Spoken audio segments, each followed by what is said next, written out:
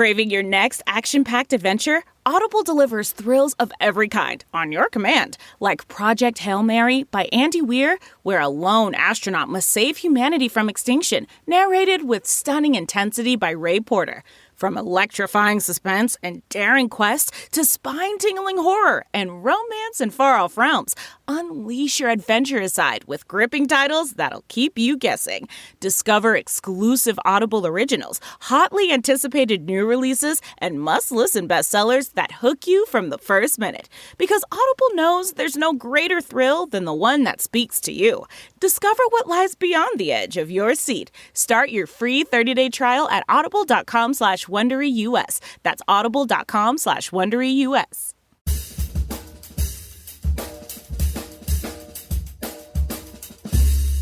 I mean, come on, no one plans to get sick. And yet, here we are. My name is Matthew Zachary. I survived cancer, a stroke, and COVID-19, and I'm still here. I also survived our broken healthcare system, and I want to help you survive it too. So let's go make healthcare suck less together, because we're all out of patience.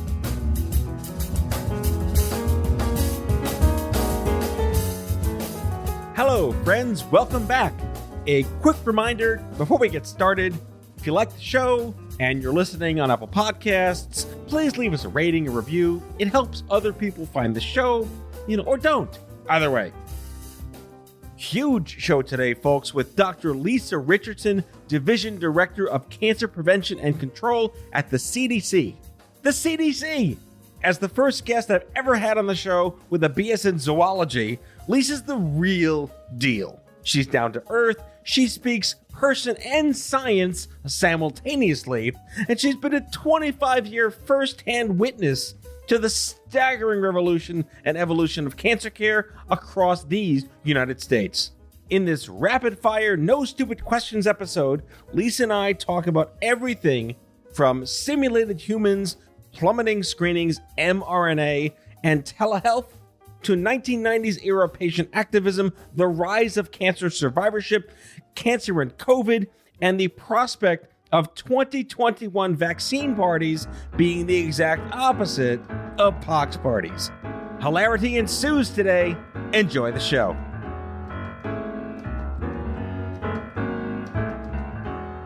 Lisa Richardson, thank you so much for joining me here at Out of Patience. My listeners know that I tend to spiel and control people's LinkedIn profiles before I even get to know them. And I really can't help but start out by asking you, where does zoology fit into your backstory? My backstory on zoology is that was the major I chose to prepare for medical school. That's the only reason I did it. And how did that pan out? Well, I got into medical school. Now I'm a doctor. Working at the CDC, so it panned out pretty well.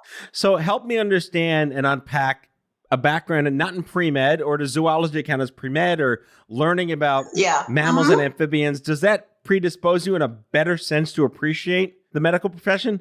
I don't think it did, but it was a science major, and I had to take all the classes that would you'd need for medical school, and I thought it would be cool. So I really, to your question, I don't think I ever thought I would use it specifically, but I guess I would have if I hadn't gotten into medical school. So that's the backstory on that.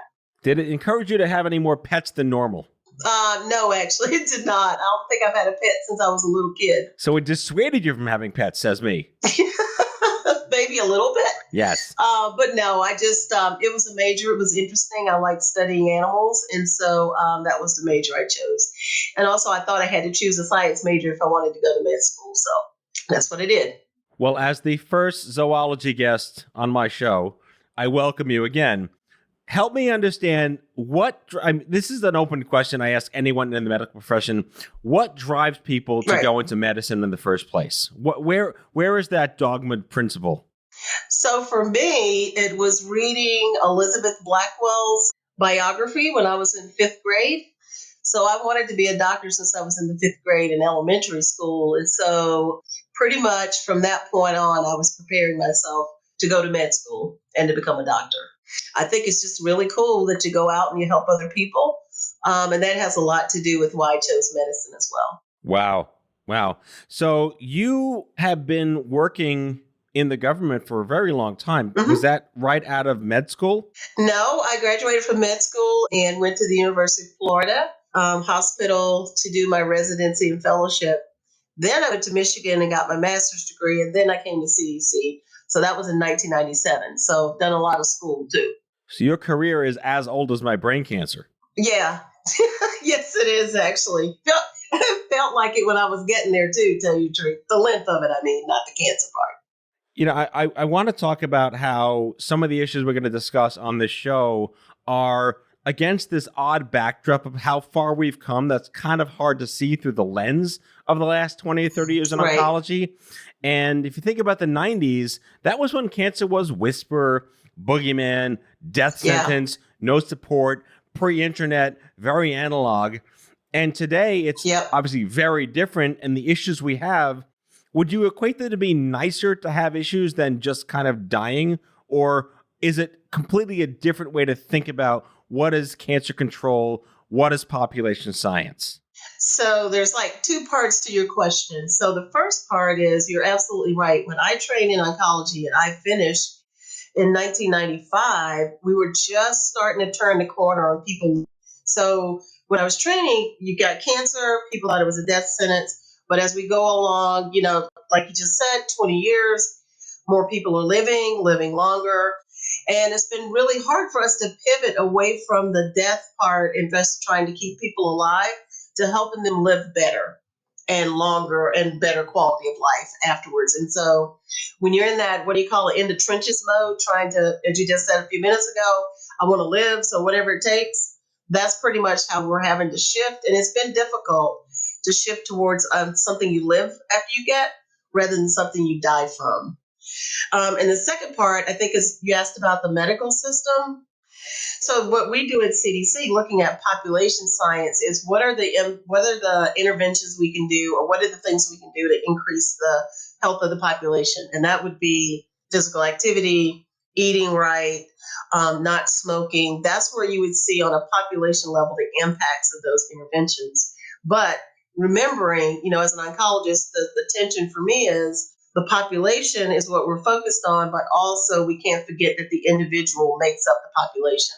And so that's where the tension comes for someone like myself. Let's find the cancers and treat it. Larger interventions in populations make the biggest change. I can't help but think it'd be remiss of me to not mention the fact or remind our listeners that you were there in the trenches in the 90s Yeah. when I would say the official patient revolution kicked off in the breast cancer universe. Yep. What was the response back then from the government reacting to American citizens who were just as fed up as the ACT UP AIDS activists? Well, that's actually that's a very good question, because back in the 90s when I came to the CDC, the breast cancer advocacy group, as you just said, they were very active, very passionate. And a lot of the changes in the program that we have for uninsured women happened during my tenure at CDC and my first time around in the cancer control division, getting the program passed in the early 90s. Women have follow-up after abnormals, and then eventually treatment was covered by Medicaid. But I think it was because of a very passionate, targeted and focused advocacy effort from women with breast cancer. My first experience with the CDC was when I took a volunteer role at Livestrong in 2004. Yeah. And they handed me this booklet called the National Action Plan for Cancer Survivorship. Yep. That was put together with the CDC and with Livestrong and a couple of other groups. And it blew me away Yeah. that, hey, I'm just a layperson that knows nothing about advocacy. And I'm reading this book that can't imagine any other American would just willingly want to read, because it's not like just like it's not like a nightstand kind of thing you want to pick up or whatever. Really heavy stuff. Mm-hmm. But let's discuss the gravity of that document. Yeah, so that document was really the first chance to sort of lay out what cancer survivorship is, what needs to be done, and what the gaps and the needs were. Because when that was produced in 2004, even, it was a new field that people were just getting into, as well as the CDC and the other groups that participated. Right after that, the National Academies published the report report on transition into survivorship. And so those two documents together has pretty much led or directed the field over the last couple decades. They really were the cryptexes of their time, setting the stage for here we Right. are 16, 17 years later. Right. Again, it can't go understated that this was a time when, we can overuse the word revolution as much as we want, but Right. this is the time where patience drove policy, they drove practice. And I think about something as simple as, and this is the throwback for the listeners, something called the Directors Consumer Liaison Group that was brought out Yes. with the National Cancer Institute, which brought advocates in to help shape these documents. A truly seminal moment. But again, to put in perspective here, talk to us about how there was this transition where it went from let's hope you don't die to let's hope you live well. Right. So, like I said, I mean, it was what, and it still is one of those things, and it's even with patients who have cancer that it's sort of it's a journey, and when you get to the end of the journey, then there's a transition, and we're still struggling. I read something on one of the social media outlets that when the lady got done with her treatment, she was like, "Now what?" Right? And so now we're in that part of the continuum of care of thinking about what's next and what's the best thing for people to do in the next phase after they've had the cancer and it's been treated. It's a huge monumental task, I think, for every patient that goes through it. And you would know that better than me.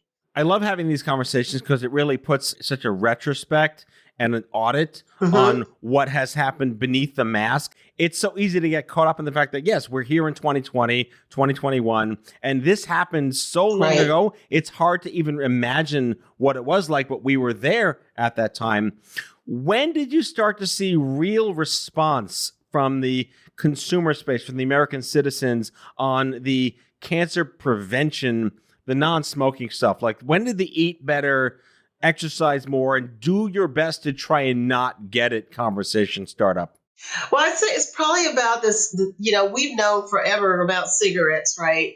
But the science on the lifestyle factors that cause cancer or lead to a higher risk of cancer really has been in the last 20, 25 years. It's one of those things where we're, working as hard as we can to sort of explain the connection. And for whatever reason, it seems with the studies that we've done, something that we're working on right now, is that the connection between these behaviors and cancer it just hasn't hooked up in people's minds that these things are modifiable. So you would do exercise or be physically active to prevent, becoming overweight, high blood pressure, diabetes.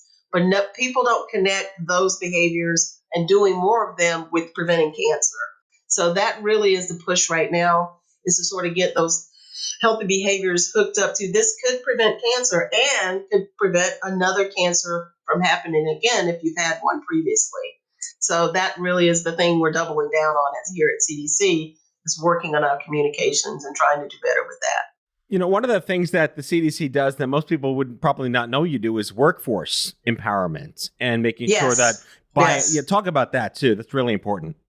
Yeah, so just to educate providers as well as educate patients, to train more epidemiologist type, health services researcher types, and just to get out on the ground and do the work with the people and train, in public health, how to implement these interventions in communities as well. So that's really the main place that we're working in right now. So let's go into this. You can debate this anyway, which way to Sunday, but screenings have changed dramatically. This year it's this age, this year it's that age, this year it's covered, this year it's not. From your global perspective, having been there such a long time, is there any sort of consensus on, we're all trying to do this to help people not get sick, but wherein lies the rub in coming up with something cohesive and conclusive? So the biggest challenge with the cancer screening recommendations is that you probably just stated it another way, is that there's so many of them and they're not all going in the same direction necessarily. But what I would say is that there are places that we agree on screening, which is what's the age to start, There's been a lot of controversy in that in breast and colon rectal cancer recently. But we would say, your middle age, 45 to 50 years old, the intervals 1 to 2 years, colon cancer 10 years. But it really is an evolving science. And that's the other thing. Like with the pandemic, when people get upset about, the changing recommendations, it's the same with screening. The more we learn, they're going to change, and people just have to feel comfortable with that. Yeah, not easy. Not easy at all. Yep. All right. So another question I have kind of goes back to, you've done a lot of work with a lot of advocate groups on this magic word like carcinogens in our food, right? Food safety. It's one thing to talk about, well, eat better and avoid this, and donuts don't make good on your hamburgers. Yes. It's another thing to try to unpack how industry gets all these multi-syllable things in things you eat, and there's no regulations or no one's calling them out. Right. So in that area, that's not what we specifically do here at CDC. So I would say, to your point, as few preservatives in your food as possible. If you can get it fresh, canned foods are very good as well. If, it's fresh out of the field. But to just, I don't know, I guess people call it, what do they call it now? Eating clean. But, to eat fresh fruits and vegetables if you can. If not, eat this, less meat. That's a hard one for all of us, right? But just to, to eat a balanced diet, and you don't need vitamins if you do that. And so, but that's the hard sell, because people want to eat what they want to eat and drink what they want to drink. So let's move on to talk about the role, what specific role the CDC plays in terms of standards and best practices, and how you work with groups like, let's say, the National Comprehensive Cancer Network or the Academy of Cancer Research, the ACS. We're looking to make sure that when patients enter that store that they never wanted to shop in, right, they are aware of what their choices are. And there's no like Abe Simpson Walmart greeter to tell them what to do. No. Talk to us about how like the experience of the patients matters through this lens of what the CDC tries to influence. So I think from my point of view, as the director of the Division of Cancer Prevention and Control, is really to provide information in a format that is digestible and understandable by the patient.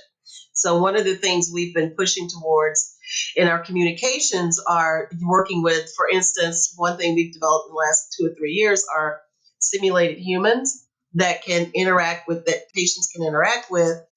One is for triple-negative breast cancer treatment. One is for prostate cancer treatment. But to provide tools that are more, today type style other than paper, and to really just help patients walk through the experience and know what to expect. Because, unless you've had cancer, it's just, you just can't even imagine what it's going to be like.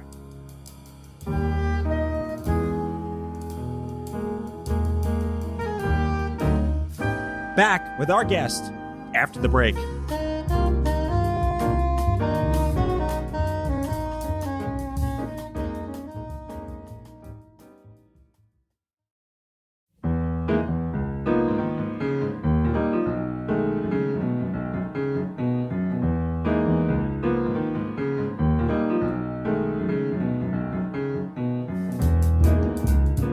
So picking up where we left off, we can't not talk about the massive elephant in the room.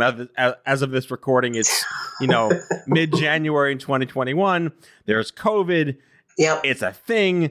It's horrible. There's nothing good to talk. There's no Hallmark card to buy on the shelf that makes it any better for anyone in the world. The CDC has played a prominent role. Clearly, even prior to this, like with Ebola and SARS, like it's institutional to help people get through this. Right. But specifically through this lens of cancer, it's wrecked screenings. It's wrecked compliance. What have been your main observations on the early data coming in from what it's done so far? So the main observation from May through March, through the summer, is that cancer screenings plummeted to just about zero.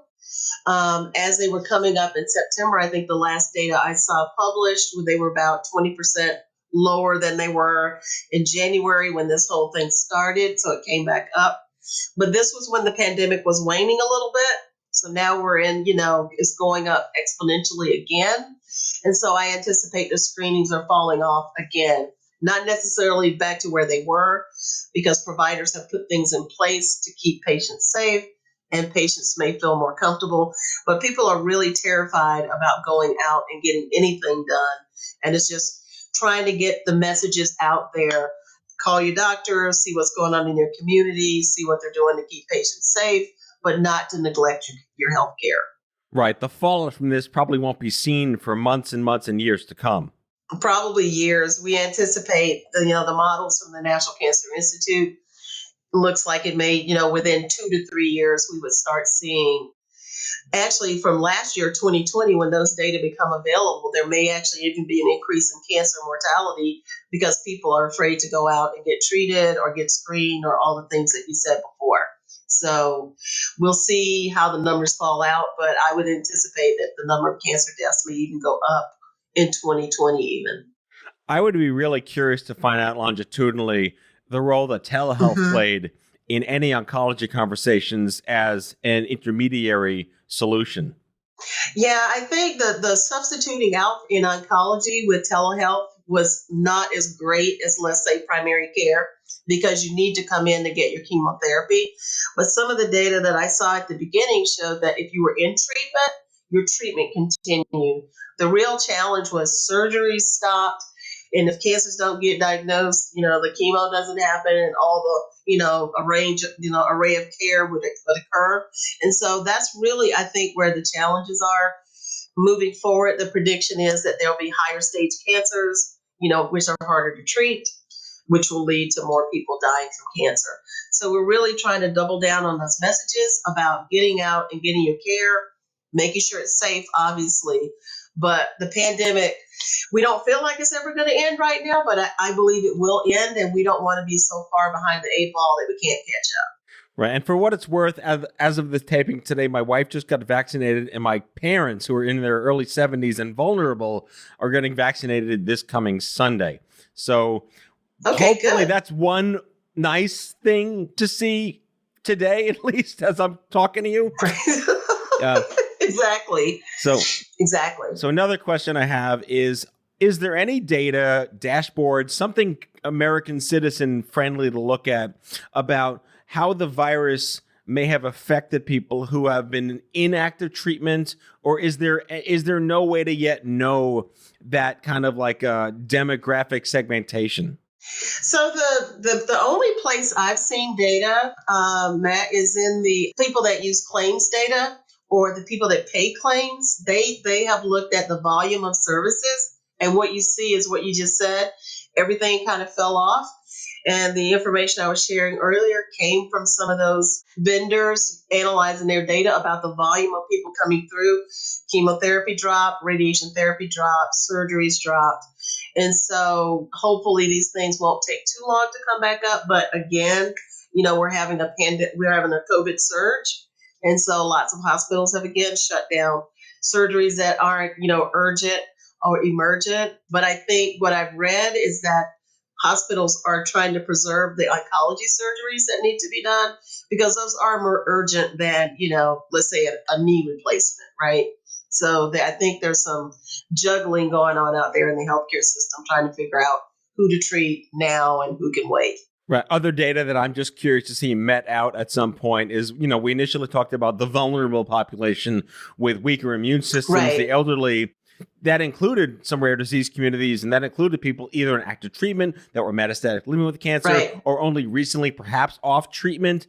Is there a narrative on that too? So the narrative there is, the best that we can tell is that, if you are actively being treated for cancer, your risk of getting COVID may be higher, and you may have a higher risk of having severe complications like being hospitalized.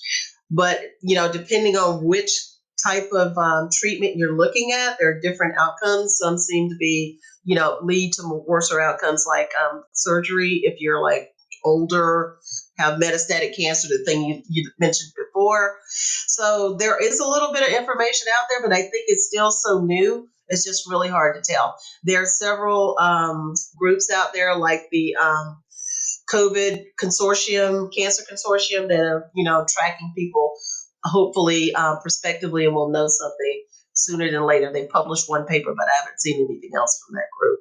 Yeah, I was really surprised, and maybe not surprised, I'm going to be harsh, that, by April or May, there really wasn't like a one-stop shop for scared cancer patients in the communities to turn to for layperson advice and guidance, because everything was just so chaotic. So it's still out there. I still get questions all the time from listeners, from just friends and colleagues and executives and whatnot. What do cancer patients do during the pandemic? And this is a true or false round, right? Yes. The inclusion criteria for the vaccines may or may not include if you've had radiation, you can't get it. True or false? False. Good, because I've been asked that question. You should be able to get the vaccine if you've had radiation therapy, yes. So also active treatment, living with certain medications. Are there contraindications on what pills you're currently taking for your regimen that are not in the interest of getting vaccinated? So the biggest contraindication, just knowing how cancer works and how treatments work, the biggest contraindication are people who are immunocompromised by their medications, or if they have a cancer that immunocompromised, like a lymph node cancer, like lymphoma and leukemia. Those obviously, that's where the immune system resides. And so those people are definitely at higher risk. Now, the deal with that is still, to get like we recommend the flu vaccine, you'll get the vaccine. You may not have as strong of a response, but I think it would, protect you from getting as sick, similar to what we recommend for the flu vaccine as well. And this virus, this vaccine is safe because it's not a live virus. Cancer patients should not be getting live virus vaccines. Right. And let's do a one-on-one here. Like, what is mRNA? Because this is not smallpox stuff. No.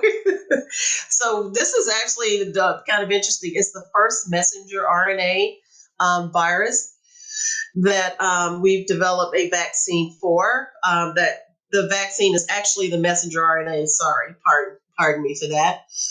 So it's the first one. That's why it has to stay so cold. But this is actually the RNA is what the proteins are made from in the body. But I think it's safe. It's not a live virus. It doesn't cause disease. And so people should feel comfortable getting it. Should. Right. Magic operative word is should. Yes, should. Yes. Yeah. On the next 11 shows we do masks work? Totally kidding. We can avoid that conversation just for today. Yes, masks do work. Yes, we know that. I mean, we could lurch into any sort of conversation at this point, but let's keep on track here. I just have a few more questions in the no stupid questions portion of this entire episode. That is every question I ask you. This goes back to the vaccinations and access to vaccinations and rollout of vaccinations. And if you're vaccinated, is there a CDC recommendation on should you still wear a mask a month later? Should you not? Will you be judged by society if you don't have to need one, but you have to tattoo your I got vaccinated card on your chest or something? Where are we at with that? So the what you're asking, so the root of the question is if you had a vaccine, can you no longer transmit the virus to someone else? Kind of sounds kind of weird, but you can still get the virus, but it doesn't make you sick, but you can still transmit it to someone else. So that's the working hypothesis right now. Like I said, a lot of more research to be done. So yes, you still would have to wear a mask until we reach that magic number of population vaccinated, which people are saying is somewhere between 70 and 90% of people being vaccinated. And that's not including children, right? They're exempt from this for now? No, I can't remember what the lower age is, but children, I can't remember the starting age for the vaccine. My apologies. So masks on for the foreseeable future, despite national vaccinations. Right. But I mean, you'd have to vaccinate enough of the population for that thing that confuses everybody, something called herd immunity. Yes. So you would have to have 70 to 80% of all Americans vaccinated to actually have herd immunity.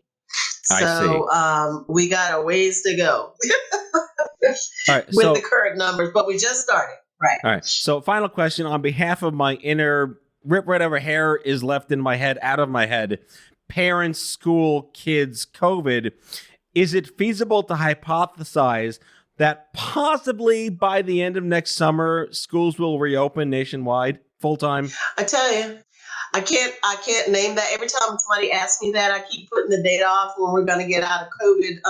What I call it, COVID cabin fever. Yeah. But yeah, exactly. That's what I have. But now I hope by the end of the summer that we'll up to a level of vaccination that's, we can put kids back in school. It's a plus minus and everybody does their own way. So we'll see, but I hope so. I can't say for sure.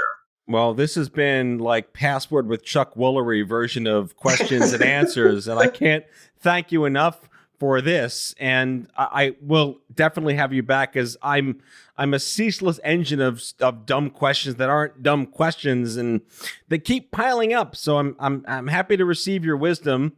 And there are no dumb questions, by the way. Yeah, I'm just trying to be Woody Allen here, so go with it. You don't look like Woody. No, I don't. Anyway. Just joking with you. Anyway, but no, it's been a pleasure. Yes. Always like talking to you. Likewise. Dr. Lisa Richardson, Division Director, Cancer Prevention and Control at the Centers for Disease Control and Prevention, the CDC. Thank you so much. Thank you, Matt. That's all for today, folks. If you like the show, be sure to subscribe, leave a review, follow us on social, and tell all your friends to listen. Out of Patience with Matthew Zachary is a product of Offscript Media. Our executive producer is Matthew Zachary. Our senior producers are Jen Horangeff and Andrew McDowell. Darren Tunn is our production intern. It is recorded, mixed, and edited by Matthew Zachary. Our theme music is by the Mike Van Allen Quintet and by Mara. For advertising and media inquiries, email media@offscript.com. Hit us up at contact@offscript.com to share comments, feedback, and make guest recommendations. For more information, visit offscript.com.